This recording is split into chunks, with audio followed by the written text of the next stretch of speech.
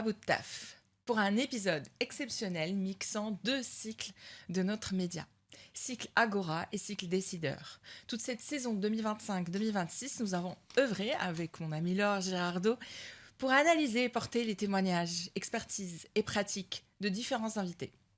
De la variété des thématiques abordées, nous constatons que l'accélération des rythmes et de la complexité des défis nous impose une profondeur exigeante de lecture. C'est pour cette raison que nous sommes ravis de recevoir Jean-Christophe Fromentin, qui, avec ses différentes casquettes, de maire de Neuilly-sur-Seine, économiste et docteur en sciences de gestion, auteur de nombreux essais dont son dernier récit, Le retour des provinces, une traversée de la France à vélo. Bienvenue à tous et bienvenue, cher invité. Merci, ravi d'être là et de dialoguer avec vous. À toi alors pour les questions. Alors, première question, comme l'a dit Boutena, vous êtes à la fois économiste, docteur en gestion et élu. C'est plusieurs casquettes qui sont rarement portées par la même personne. Je voulais savoir ce que ça pouvait apporter dans votre lecture, notamment du travail. Alors, il y en a eu une aussi avant, c'est que j'ai été entrepreneur pendant des années avant de me présenter. Donc, finalement, c'est intéressant de mélanger plusieurs grammaires. Celle de l'entreprise, elle est quand même très contingente des marchés, du temps, des tendances, de toute une série de réalités. La lecture politique, elle doit vous amener dans deux temporalités, l'hyper court terme, le quotidien, l'instantané, parce que le maire ou l'acteur politique, souvent, doit répondre aux crises. Canicule la semaine dernière, on était vraiment en première ligne pour apporter des solutions, mais aussi le long terme, parce qu'on construit des villes, des infrastructures à 40 ans, 50 ans, un siècle. Et puis la lecture, la casquette universitaire, qui finalement ramène au cadre théorique, c'est-à-dire qu'à trop être ou dans le marché, ou dans le court terme, ou dans l'espace ou le périmètre de son mandat, on en perd parfois ce cadre théorique qui permet de modéliser des tendances, des perspectives, des mutations, des transformations. Et donc j'ai cette grande chance de pouvoir hybrider, comme on dit maintenant, une grammaire d'entrepreneur, un engagement d'élu, et puis en même temps ce recul du cadre théorique que l'université vous permet d'avoir. J'ai juste une question, pardon. Vous aimez le vélo? Pourquoi vous avez ça? Ça peut être aussi une autre casquette. Pourquoi vous avez fait le Tour de la France? J'ai toujours fait beaucoup de sport. Hein. Ouais. J'ai gagné le Tour de France à la voile il y a quelques années. Voilà, et donc je fais beaucoup de sport d'endurance. Et chaque année, je fais un grand parcours à vélo. Et là, dans le rythme de la production, notamment d'une thèse, j'avais vraiment besoin d'aller me frotter à la réalité, de retrouver un peu le terrain de façon très authentique, donc à travers la France en hiver, tout seul, pour confronter mes idées. D'accord. Vous citez souvent Simone Veil, dont la fameuse phrase « La politique en vue de quoi ?» Est-ce qu'on pourrait paraphraser en disant « Le travail en vue de quoi ?» Oui, alors d'ailleurs, Simone Veil, dans le racinement, on parle beaucoup du travail. Hein. Fin de compte, elle interpelle trois dimensions. Elle interpelle le travail agricole, le travail ouvrier et le travail politique, quelque part, en disant ces trois dimensions un peu métaphoriques. En fin de compte, le travail agricole, c'est la nature, la terre, c'est le respect de ce qui finalement fonde aussi notre histoire, notre raison d'être, notre participation à un métabolisme naturel. Le travail ouvrier, c'est le travail en tant que tel qui assure la dignité de la personne et sa contribution à un chaînage, à un collectif où chacun tire sa dignité de sa contribution finalement à ce travail. Et puis le politique, au sens vraiment étymologique du mot, c'est-à-dire construire ensemble une perspective entre les générations en s'appuyant sur les cultures et tout ce que l'histoire a sédimenté. Donc Simone Veil, elle est vraiment à l'intersection, et quand elle dit la politique en vue de quoi, oui, c'est très d'actualité en ce moment, c'est-à-dire qu'elle interroge sur le sens, en vue de quoi, et elle nous appelle à ne pas confondre la fin et les moyens. Et on le voit avec la technologie, mais on aurait pu le voir avec la machine au 19e siècle.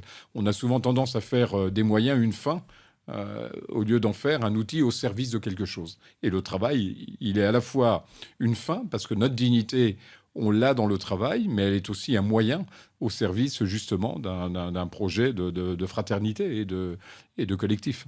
Alors justement, cette finalité, c'est en résonance avec ce dont on parle beaucoup en ce moment, le sens au travail. Je pense que vous avez sûrement dû en entendre parler. Est-ce qu'on parle de la même chose ? Aujourd'hui, est-ce que le sens au travail n'est pas galvaudé comme un ersatz managérial ou une mode, une novlangue Ouais, il y a probablement, je pense qu'il y a plein de dimensions. Le sens, c'est quand même quelque chose qui résonne par rapport à soi-même. C'est-à-dire que le sens du travail, si on n'a pas posé le sens de sa vie, il est un peu difficile. Donc le sens du travail, c'est finalement le travail comme outil à la fois d'épanouissement et de collaboration, de contribution à un projet de société. Donc je pense que si vraiment on veut toucher la profondeur du sens au travail, il faut interroger à la fois son projet de vie, vraiment son vrai projet de vie. Et souvent, on n'interroge pas beaucoup notre projet de vie. On vit de façon un peu matérialiste sur le court terme, mais interroger quelle vie je rêve d'avoir ou je rêve de finalement réaliser quelque chose. Et puis, ça interroge et ça questionne le projet de société aussi, parce que le travail, s'il ne s'intègre pas dans une vision de la société, finalement, il revient à une somme d'individualité ou de travail renfermé sur lui-même. Et on le voit, alors Simone Veil l'évoque, mais d'autres, un projet de société, il réussit quand le projet personnel vient s'aligner dans un projet collectif. Quand on arrive à allier les deux, c'est pas l'un contre l'autre, c'est l'un avec l'autre. Si c'est l'un contre l'autre, vous avez soit l'individualisme qui prospère, c'est-à-dire que je suis individualiste, j'ai mon projet de vie, mais il est en tension, il n'est pas inséré dans un projet de société. Et puis à l'inverse, c'est les modèles marxistes, c'est les modèles qui finalement cassent l'individualisme ou l'individualité, la personnalité, les projets de vie des uns et des autres. Et donc le vrai chemin, c'est un alignement d'un projet de vie dans un collectif les deux étant devant être porteurs pour l'un et pour l'autre. Pour 2027, à mon avis, ce projet collectif, il est important. D'actualité. Très d'actualité, parce que c'est peut-être là où ça pêche, quoi, je pense. Exactement. Vous êtes à la tête d'une belle mairie. On va dire que le maire, aujourd'hui, n'est pas seulement à portée de baffe, il est aussi la figure de l'enracinement, la figure d'une ville, d'un attachement à son quartier, à son marché. Est-ce que finalement, vous n'êtes pas la figure de proue de cet enracinement, même si vous êtes dans une ville, on va dire, particulièrement globalisée ? Je pense que tous les maires, et c'est pour ça que moi je suis très attaché à ce que cette trame de 36 000 communes reste, tous les maires, ils laissent un petit peu la lumière allumée là où il y a eu une histoire, là où il y a eu des savoir-faire, là où il y a des paysages, là où il y a un patrimoine. Donc le maire, il est garant, s'il aime sa ville, mais c'est le cas, ou son village, c'est le cas heureusement de la plupart. Le maire, il est vraiment garant d'une histoire et il prend la suite de tous ceux qui ont construit un village, une ville moyenne, une ville, etc. Ensuite, le maire, il est un médiateur. C'est-à-dire que dans une ville, il y a des entreprises, il y a des commerces, il y a des églises, il y a des synagogues, il y a des habitants, il y a des enfants, il y a des gens âgés. Ouais, tout ça doit vivre ensemble, doit s'accorder, doit être... Et donc le maire, il est garant de cette bonne entente. Et il fait beaucoup de médiation. Il arrondit les angles, souvent pour que justement cette cohabitation soit plus qu'une cohabitation, soit un projet collectif.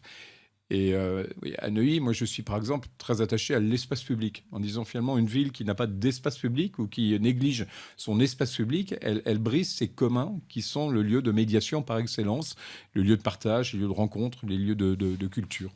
Et puis le maire, c'est quelqu'un qui agrège des temporalités, on l'évoquait en début de ce podcast, à la fois du temps très court, parce qu'il faut résoudre les crises quand elles surviennent, et puis du temps très long, parce qu'il faut à la fois anticiper les crises, mais construire aussi les conditions d'une ville habitable pour les années à venir. Donc c'est très multidimensionnel et comme on dit, multiscalaire. Il y a l'échelle de quelques mètres qu'il faut tenir, et puis il y a une échelle beaucoup plus large, une ville dans une métropole, une ville dans un pays, avec toutes les interactions qu'il faut stimuler, enrichir et suivre.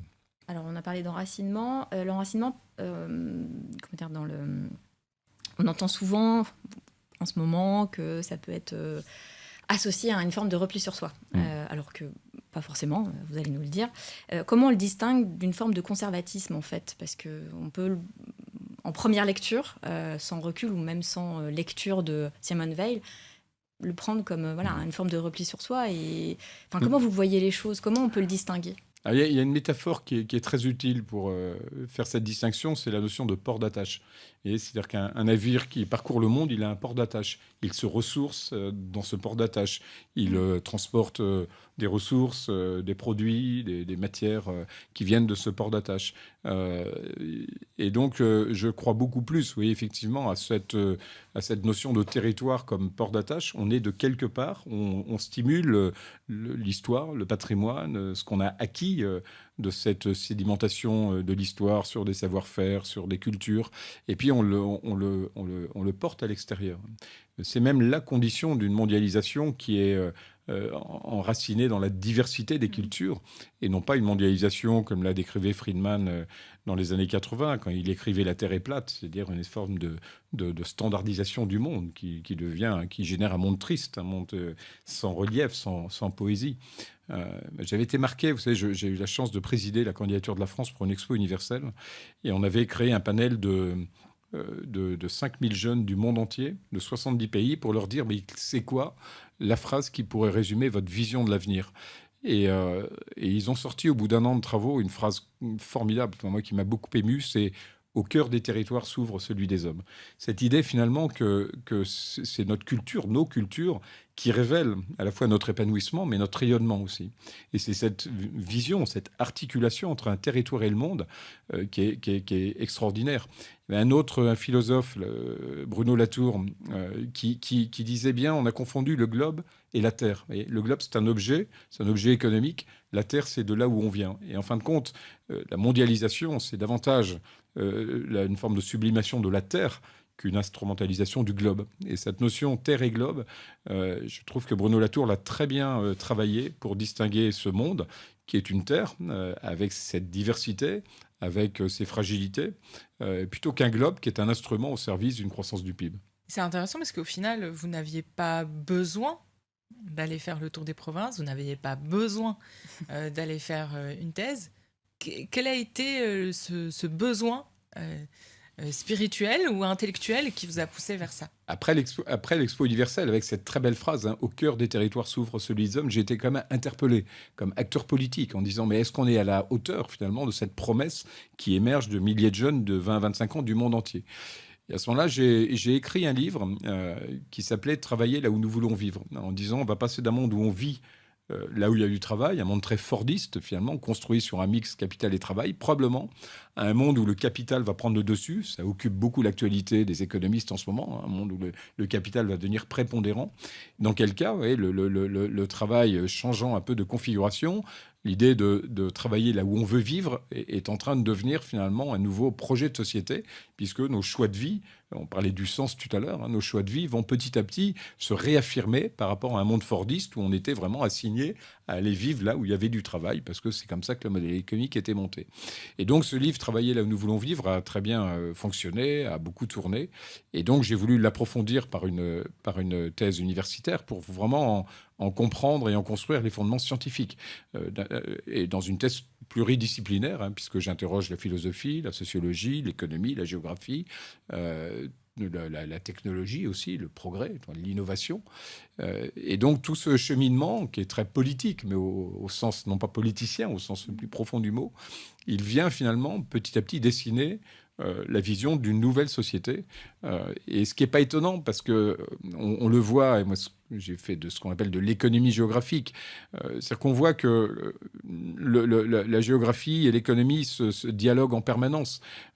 Et le monde, ma conclusion, hein, c'est qu'il y a une forme d'obsolescence de ce cycle à la fois très jacobin politiquement et très fordiste économiquement, un cycle qui a démarré il y a 1 siècle et demi, 2 siècles, et on arrive à la fin de ce cycle. Et donc, il faut reconsidérer aujourd'hui un projet de société qui est plus enraciné, qui est mieux distribué, et qui correspond à ce que beaucoup de géographes ont travaillé. C'est-à-dire que l'innovation se polarise et elle devient du progrès si elle se diffuse. Si l'innovation reste concentrée, elle devient un outil d'économie financière. On a parlé du sens et je trouve que c'est des acteurs aussi qui sont importants dans le sens au travail, même si, vous le disiez, c'est quelque chose de plutôt personnel qui doit être en cohérence avec quelque chose de plus grand. Les managers, c'est un peu la courroie aussi dans les entreprises, dans une mairie. Vous êtes manager aussi, on peut le dire du coup. Et le management moderne, a parfois traité l'attachement comme un risque, parce que voilà, on est exhorté à changer, être agile, etc. Je voulais juste avoir votre avis là-dessus, au niveau local, en fait, du rôle du manager au niveau local. Est-ce qu'il n'y a pas... Ouais, le manager, que ce soit un chef d'entreprise, un maire ou... je pense qu'il doit d'abord travailler sa culture de l'anticipation. Parce que on est vraiment dans un momentum très particulier où, sur le plan économique, social, géopolitique, écologique, tout bouge. Et donc, le manager, il est crédible s'il a une certaine vision, s'il arrive à se projeter et avoir finalement un regard large. Il y a un grand patron, Sébastien Bazin, qui me dit une fois ce mot très juste. Il me dit il faut appréhender le temps court et le temps long. Ça, on est plutôt acculturé à ça.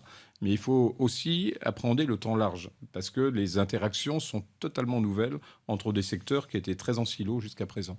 Donc, appréhender le temps large, savoir anticiper, savoir comprendre ou anticiper les disruptions, les changements de modèle, c'est aussi une manière de manager, parce que c'est amener ses collaborateurs, ses associés, tous ceux avec qui on travaille vers une vision, avec un parti pris, souvent une prise de risque d'ailleurs, parce que le monde n'est pas linéaire. Et je pense qu'on doit passer d'un management de l'extrapolation, c'est-à-dire qu'on prolonge le modèle actuel, à un management de l'anticipation, c'est-à-dire qu'on prend acte qu'il y a des grandes modifications, il y a des grandes ruptures, il y a des mouvements tectoniques, comme le Conseil d'État utilise ce mot pour dire il y a des transformations tectoniques. Et le Conseil d'État dit quelque chose de très juste. Ils disent on est très attentif aux mouvements sismiques, mais on n'est pas du tout attentif aux mouvements tectoniques. Et en fin de compte, si on laisse passer les mouvements tectoniques, il est probable que les mouvements sismiques vont se répéter. C'est ce qu'on appelle les crises aujourd'hui. Et les crises, elles sont vraiment liées à cette mauvaise appréhension de la tectonique des mouvements et à une surinterprétation des éléments sismiques. D'une certaine manière, la crise existentielle que nous traversons depuis le Covid en particulier, qui a exacerbé la question de l'hypermondialisation et de la dépendance. Les travailleurs sont aujourd'hui face à une crise technologique, une crise économique. L'État-providence est en difficulté. Vers qui faire confiance, vers qui se tourner vers quel avenir on peut vraiment investir? Qu'est-ce que vous avez vu en traversant la France qui peut soigner cette crise existentielle? Dans l'enracinement de Simone Veil, elle disait il faut être attentif aux besoins de l'âme. C'est-à-dire qu'on a tous une dimension forcément un peu mystique, transcendante. Rechercher du sens, c'est aussi rechercher un idéal, rechercher quelque chose qui est très profond dans notre fort intérieur. Et donc, il faut être très vigilant à une société qui ne devienne pas hyper matérialiste, parce qu'on a d'un côté le principe de précaution, on a les normes, on a les contingences matérielles. Et en fin de compte, ça fait partie de notre vie, mais pas que. C'est le sociologue allemand Hartmut Rosa, qui est un des grands, qui a fait 2 best-sellers, qui s'appelle Accélération et l'autre Résonance. Et je crois que c'est dans Résonance. Il dit on a 3 dimensions. On a une dimension verticale, c'est celui de la transcendance. On a une dimension horizontale, c'est celui de c'est la socialité, c'est être ensemble, faire des choses ensemble. Et puis on a une dimension plus diagonale qui est la matérialité. Mais il dit aujourd'hui on vit une crise de la dimension diagonale, c'est qu'on on a surattribué du temps à la matérialité et on est en train de perdre 2 notions, celle de la socialité, parce on virtualise trop nos relations sociales, et puis celle de la verticalité, celle de la transcendance, parce qu'on a perdu le goût de l'émerveillement et le temps de l'émerveillement. Et quand je parcours la France à vélo, en fin de compte, il y a beaucoup de cette dimension. Et prendre le temps, être seul dans des paysages sublimes. Et alors, j'ai choisi la dernière fois de le faire en hiver parce qu'il n'y a personne. On passe des dizaines de kilomètres tout seul sur les routes. Et donc, on a un corps à corps avec la Terre, qui est très vrai, qui est très fort, parce qu'il fait froid, parce qu'il pleut, parce qu'il n'y a personne, et parce que le prix d'une rencontre, vous voyez, révèle aussi l'intensité de la rencontre. Alors que quand on croise des gens tous les jours, on perd finalement cette notion d'intensité. Et ça renvoie d'ailleurs à une pathologie contemporaine qui est souvent un élément d'alerte dans les villes, c'est l'isolement. Vous voyez, on constate ce phénomène un peu contre-intuitif, c'est-à-dire que plus on concentre les gens, plus ils sont isolés, plus on les disperse, plus ils sont solidaires et ils sont ensemble. Et quand vous traversez voilà, un désert, la moindre rencontre a une dimension incroyable, pour autant qu'il y ait un peu d'eau, et c'est formidable. Quand vous êtes dans l'effervescence d'une ville archi-dense avec un espace vital qui est très réduit, finalement, la rencontre, elle se perd totalement. Et je pense que cette notion de rencontre, cette notion d'isolement, elle est vraiment à travailler dans la géographie contemporaine. Et cette crise de l'âme, je ne sais pas si on peut l'appeler comme ça, mais en tout cas... Crise existentielle, en tout cas. Oui, j'aime bien le mot âme, j'ai envie de le placer. Est-ce que ça peut expliquer aussi en partie la crise du travail ? C'est-à-dire le fait qu'on manque d'intériorité aussi. Alors, on peut parler de spiritualité ou pas, mais en tout cas, ce côté mystique, il est perdu. Du coup, on travaille pour la matérialité, on ne travaille plus pour... je fais un peu référence au protestantisme de Weber à l'époque, mais c'est pas que ça, c'est plus global, et je voulais savoir ce que vous en pensiez. On a tous besoin de se sentir utile. Et se sentir utile, c'est pas simplement pour gagner de l'argent, c'est pour exister, tout simplement. Ouais. Je me rappelle au moment du Covid une réflexion d'une personne âgée qui était à quelques jours avant de son décès et que j'allais voir dans une maison de retraite et je lui dis il faut s'accrocher. Elle me dit mais monsieur le maire, je ne compte plus pour personne. Oui, je ne compte plus pour personne. C'est-à-dire qu'en fin de compte, que je sois vivante ou morte, ça ne change rien. Elle n'est sûrement pas de famille.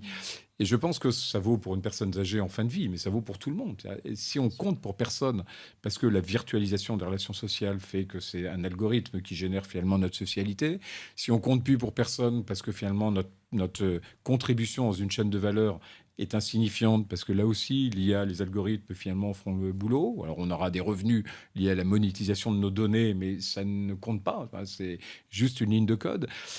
Cette idée de compter pour les autres, parce qu'on a une utilité, elle est profondément métaphysique. C'est-à-dire que c'est vraiment existentiel et que c'est du coup... parliez de l'âme, où Simone Veil dit les besoins de l'âme, c'est ça. Les besoins de l'âme, c'est la dignité, c'est compter, c'est participer à, c'est aussi se nourrir de ce qui est de l'émerveillement. Je crois qu'elle utilise beaucoup le mot Simone Veil, c'est se nourrir de cette beauté naturelle et d'intégrer les fragilités. Il y a une très belle phrase de Simone Veil que je souvent en tête, elle dit la compassion pour la fragilité est lié à l'amour pour la véritable beauté. C'est-à-dire qu'en fin de compte, dans la performance matérielle que vous évoquiez, il n'y a plus de place pour la fragilité. La fragilité, au contraire, elle est un handicap, elle est un défaut. Alors on la règle par l'État-providence, mais on ne veut pas la voir. Alors qu'on parlait d'isolement tout à l'heure dans les zones à faible densité, c'est parce que justement les fragilités créent de la solidarité, créent de la fraternité, que ces fragilités sont quelque part nécessaires. Alors, il y aura toujours des fragilités, mais il faut faire attention à une société matérialiste qui, finalement, les met au banc, les met sur le côté, dit, on va résoudre ça avec des subventions ou l'État-providence, alors que la fragilité, elle est contingente de notre fraternité. Voilà. Et ça, c'est tout ça qui donne, finalement, ce besoin de l'âme, c'est, je pense, exister, être utile aux autres, être reconnu comme étant utile. Et ça va bien au-delà de la matérialité ou du matérialisme comme forme d'idéologie contemporaine. Quoi. J'apprécie beaucoup ce lien-là parce que quand j'ai écrit Manager les vulnérabilités en pratique il y a quelques années maintenant, on dépasse l'année, j'avais écrit à la fin avec ma co-auteure que l'État-providence était fini. Et l'une de mes craintes, c'est qu'on a tellement délégué à l'État le pouvoir de gestion de ces fragilités que l'humain derrière de ce regard, de cette entraide, de cette solidarité, de cette fraternité a petit à petit disparu. Comme si on se déculpabilisait d'un coup du fait que voilà, c'est à l'État de faire. Et ça me fait une très bonne transition pour la fameuse question: pourquoi réformer le réformateur? Vous qui êtes au milieu du système, en tant que décideur local, élu local, vous avez été député. Pourquoi réformer ce réformateur et comment y arriver? Parce que là, ça commence à devenir un peu difficile. Alors, Réformer le réformateur, c'est le titre, Oui. effectivement, d'un ouvrage qu'on a coécrit avec Jean-Dominique Sénard, l'actuel patron de Renault, en disant il y a une crise politique qui est pour beaucoup liée au statut du réformateur. Alors, il y a plusieurs sujets. Il y a d'abord la professionnalisation de la vie politique. C'est-à-dire que notre premier point, c'est plus on dépend de la vie politique, plus on en fait un métier, moins il y a de prise de risque, d'inspiration, de valeur, de vision. Ouais. Si on considère, ce qui est mon cas, la politique plutôt comme une inspiration, comme un engagement et pas comme un métier, alors dès lors qu'on en fait un métier, elle perd finalement de son sel, elle perd de sa vibration. Donc on dit attention, avec Jean-Dominique Sénard, on disait attention à la professionnalisation de la vie politique, parce que comme tout à chacun, on a besoin de vivre et de gagner sa vie. Si on fait de la politique un métier, eh ben on va plus prendre de risques, on va plus oser des arguments, on va pas avoir des conversations sur les besoins de l'âme, parce qu'on va lui dire t'es un simple gestionnaire, donc fais ton boulot. Voilà. Et puis après, on a vu comment finalement, et ça rejoint un peu aussi les travaux de Simone Veil, qui avait fait un très beau texte sur les partis politiques, qui s'appelle Note sur la suppression générale des partis politiques, qui explique en fin de compte que les partis politiques, ils naissent sur un idéal, ensuite ils fabriquent un système, ils contribuent à fabriquer un système, et ensuite le système, il est beaucoup plus enclin à protéger son avenir à lui que la cause qui en a été à l'origine. Et ça, c'est extrêmement dangereux. C'est ce qu'on vit en ce moment, avec finalement une caste politique qui a besoin de ça pour vivre, donc qui a fait de la politique son métier, et qui, dans un moment... Alors, quand tout va bien, en vitesse de croisière, je dirais, ça ne se voit pas. Quand les choses vont mal, ou quand il y a des moments de transformation comme ceux qu'on vit en ce moment, alors, vous voyez, cette liberté, cette inspiration, cet engagement, il retrouve tout son sens. Et on voit bien aujourd'hui la pauvreté des arguments, alors que la société est en train de bouger. Elle dit beaucoup de l'incapacité du monde politique à finalement accompagner, prendre des risques, à la fois dans la prise de parole et dans l'action, pour réformer la société. Vous parliez du social, ce qu'on appelle bizarrement le modèle social français, ce n'est pas un modèle, hein, c'est la dérive d'un système bismarckien qu'on a créé en 1945, qui était très clair. Hein. Il disait il y a un système assurantiel qui est privé et il y a un socle plutôt beveridgien, mais un socle de solidarité qui est un minimum que l'État doit pour ceux qui n'ont pas le système assurantiel. Aujourd'hui, on a fait une espèce de bouillabaisse de tout ça, où on mélange à la fois les systèmes assurantiels avec une loi de finances de la sécurité sociale qui plombe les entreprises qui elles-mêmes sont quand même les premiers employeurs qui sont du coup en défaut. Donc on n'a plus de modèle social, on a un désordre du modèle social qui fait qu'il faut oser le mettre sur la table pour le réformer. Est-ce qu'il n'y a pas un problème aussi de subsidiarité ou de prise de décision au bon niveau? Vous en parlez aussi pas mal de comment... est-ce que nos décisions sont trop centralisées aujourd'hui au niveau politique, mais aussi au niveau... dans les entreprises aussi, on retrouve ça, de toute façon, dans le miroir. Et il y a peut-être un principe de subsidiarité qui n'est pas appliqué, peut-être un peu plus dans le privé. Il y a clairement un sujet de réflexion sur les échelles, vous voyez, ce qui est assez normal, hein, parce que la technologie, les nouveaux modèles économiques, ils réinterrogent tout le temps les échelles. L'échelle du XVIIIe siècle où les notions spatio-temporelles n'étaient pas les mêmes. Hein. On n'avait pas cette interconnexion du monde, donc on est passé à une échelle mondiale parce qu'effectivement, on peut, par le truchement d'un téléphone portable que tout le monde ait dans sa poche, communiquer avec le reste du monde sans difficulté. Mais donc, on a quand même le modèle politique qui date de la Révolution, sans avoir pris en compte des paramètres relationnels, des paramètres organisationnels qui ont totalement changé. Et c'est un peu ce que j'explique dans mon livre, en disant il y a un décalage terrible entre finalement une réalité géographique qui est en mutation sans arrêt. Elle évolue au gré des échelles de temps, des échelles d'efficacité, des échelles de relations, et un monde politique qui est resté sur les vieux codes. Et donc les crises naissent du frottement entre finalement cette dynamique territoriale, cette dynamique géographique, cette dynamique des connexions dans le monde, et une gouvernance des échelles qui n'a pas pris le pas de... Il y avait un colloque il y a 4-5 ans au Vatican sur théologie et géométrie, en disant, en fin de compte, souvent les modèles organisationnels évoluent sur des modèles géométriques. Et le pape à l'époque a dit le monde va ressembler à un polyèdre, non, un polyèdre sphérique. Ouais. C'est-à-dire qu'un polyèdre, c'est des petites alvéoles uniformes. Un polyèdre, c'est finalement un endroit, une forme géométrique où vous êtes au centre partout, quelque part. C'est-à-dire que par l'architecture numérique. Même.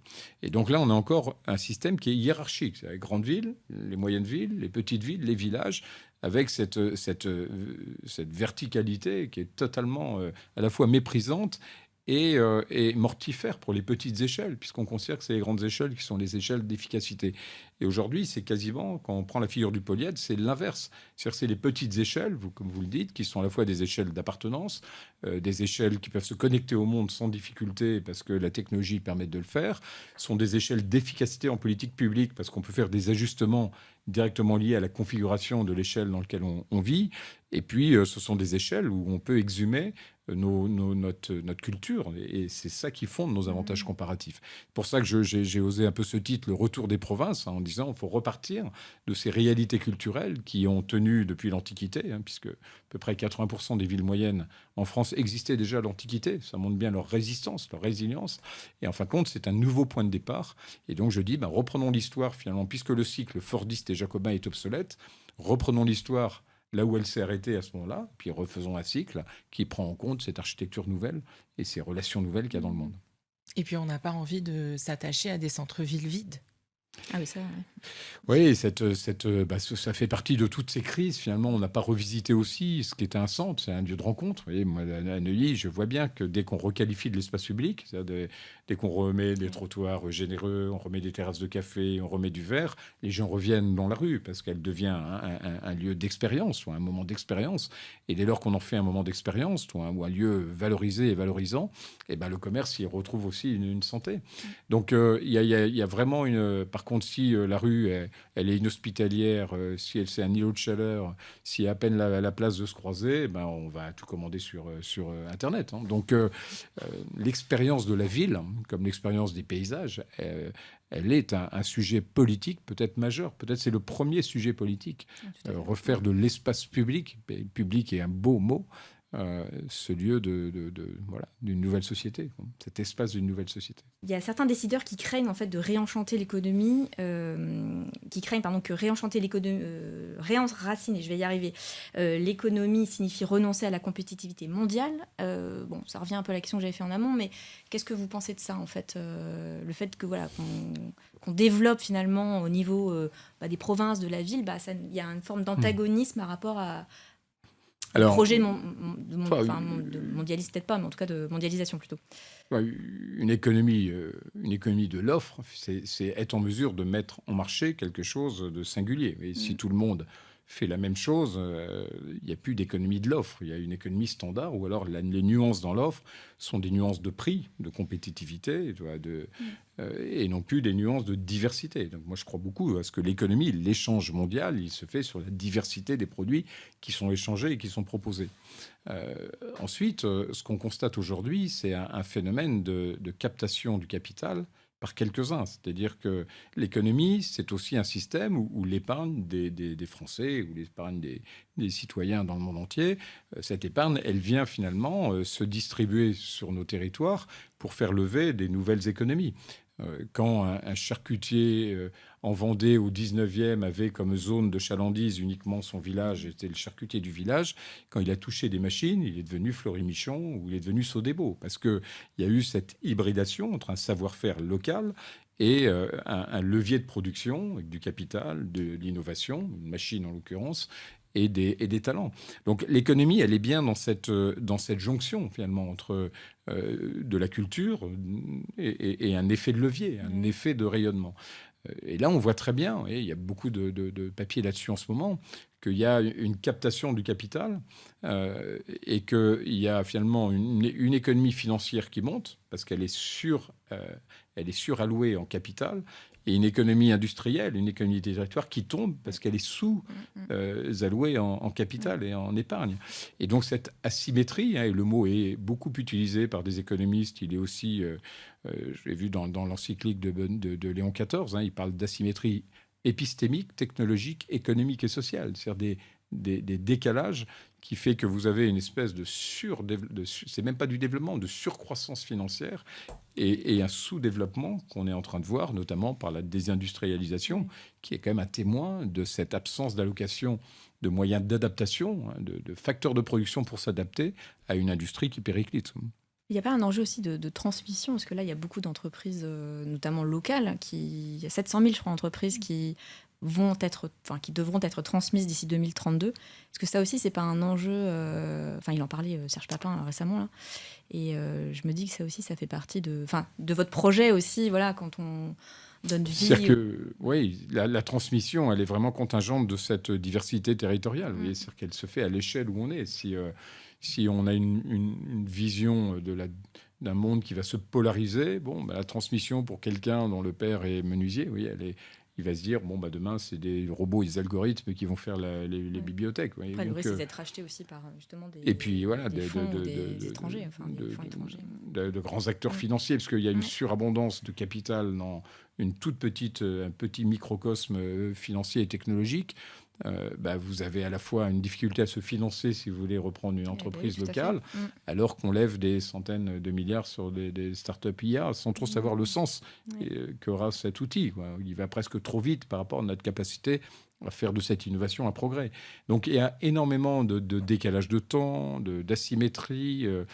Et moi, je pense qu'il y a une espèce aujourd'hui d'hypercapitalisme technologique qui est en train de tout détruire. Moi, je crois beaucoup à la technologie, mais pour autant qu'elle soit un moyen et pas une fin. Alors, si on en fait une fin financière, on va avoir un double effet sur une économie hors sol, hypercapitaliste, absolument pas vecteur de développement. Et on va avoir un sous-développement territorial que certains ont déjà théorisé par la France des périphéries. Exactement. Ou ce genre de qualificatif.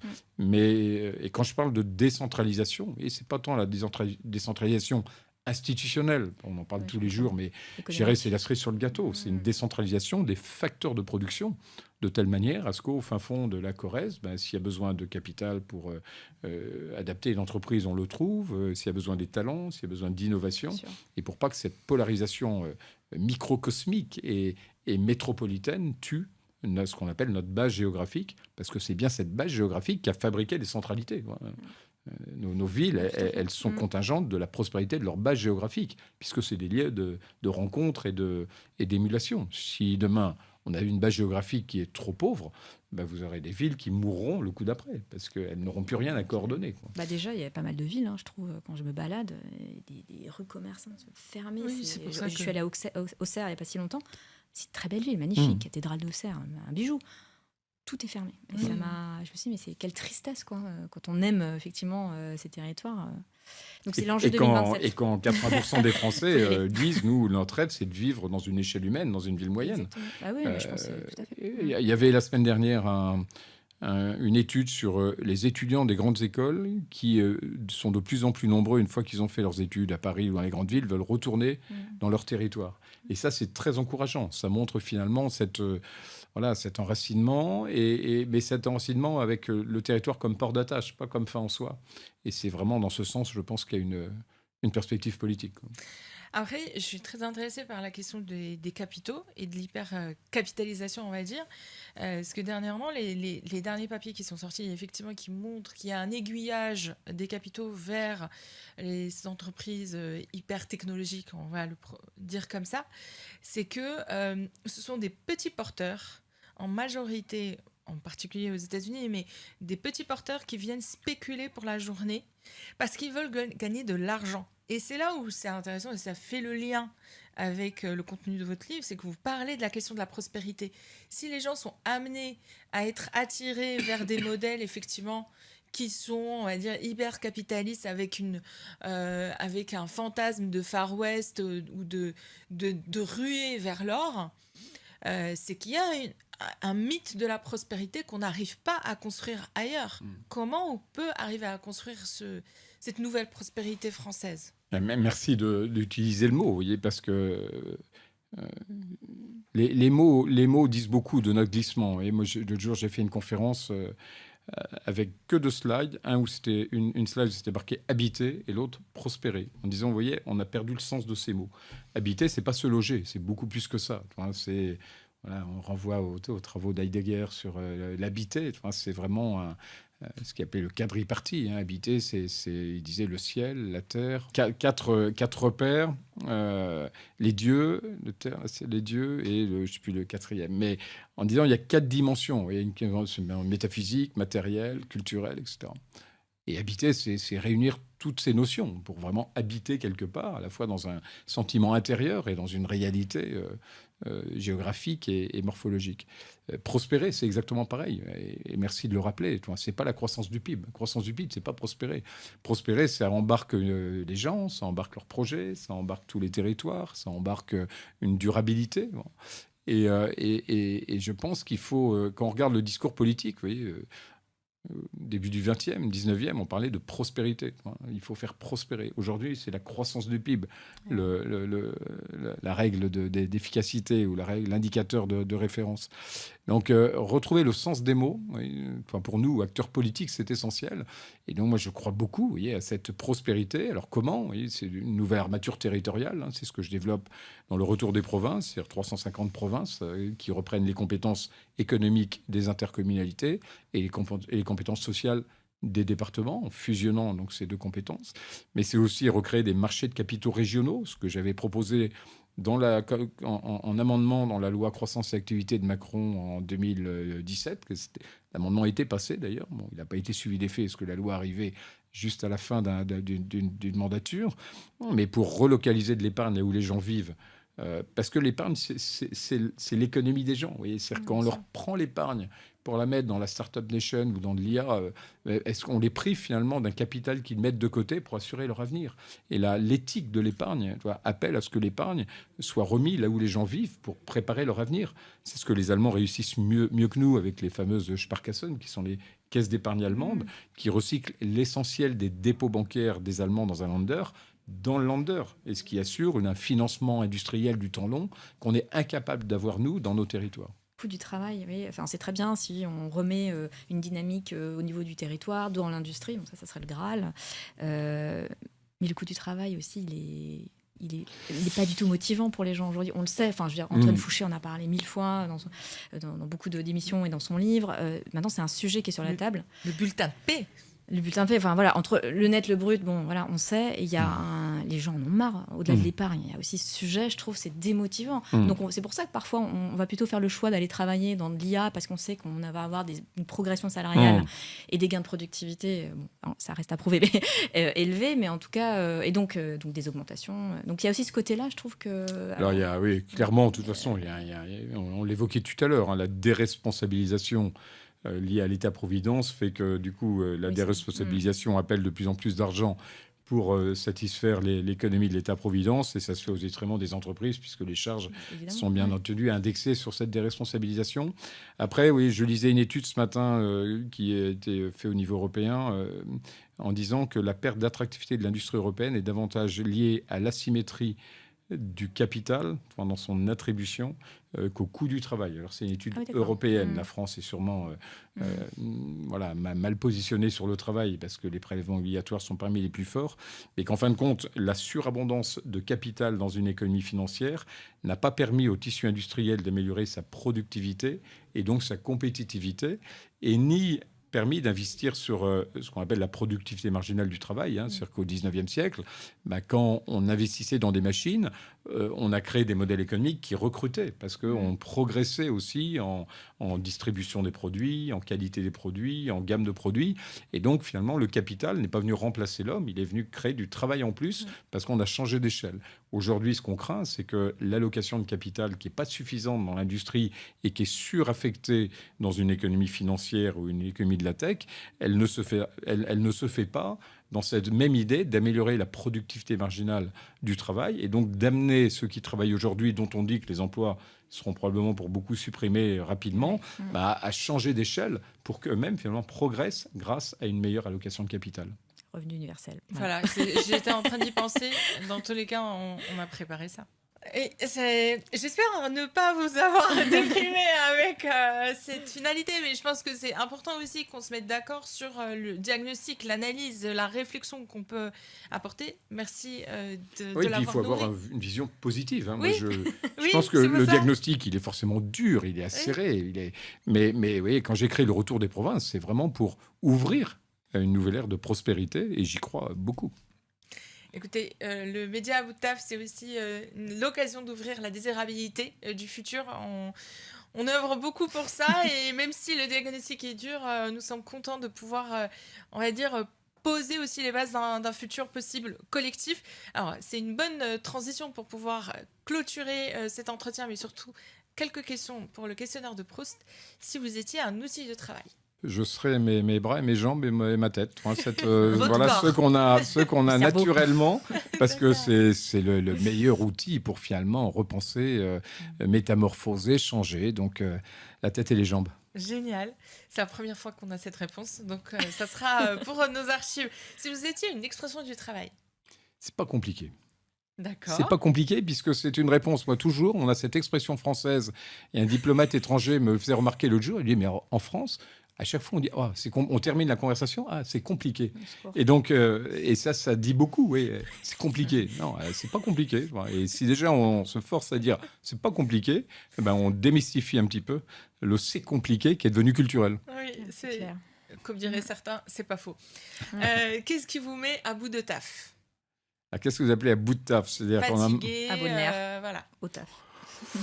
Oh, c'est ce qu'on a tous un peu quand on est manager, c'est-à-dire qu'on nous remonte des problèmes sans les solutions, quoi. Donc on s'épuise parfois à dire bon attends, tu me remontes un problème, ok, mais tu me remontes une solution, même si elle est un peu absurde, mais dans la rhétorique, vous voyez, et dans la qualité du dialogue, remonter un problème sans remonter les prémices d'une solution, pas forcément la solution magique. Mais c'est un élément d'apaisement pour le manager et c'est un élément de responsabilité pour l'agent ou pour le salarié. Donc voilà, remonter des problèmes, certes, c'est aussi notre boulot d'avoir des problèmes, mais remonter aussi, proposer des solutions. Merci, monsieur le maire. Merci à vous. beaucoup. Chers auditeurs, chers téléspectateurs sur YouTube, nous vous remercions pour cette saison. Cette saison a été riche en expériences et en témoignages. Nous avons clôturé l'année dernière en disant que le travail allait devoir s'ancrer. C'est l'occasion avec cet épisode de pouvoir le porter. N'hésitez pas à liker, partager autour de vous, vous abonner et à nous retrouver pour la rentrée.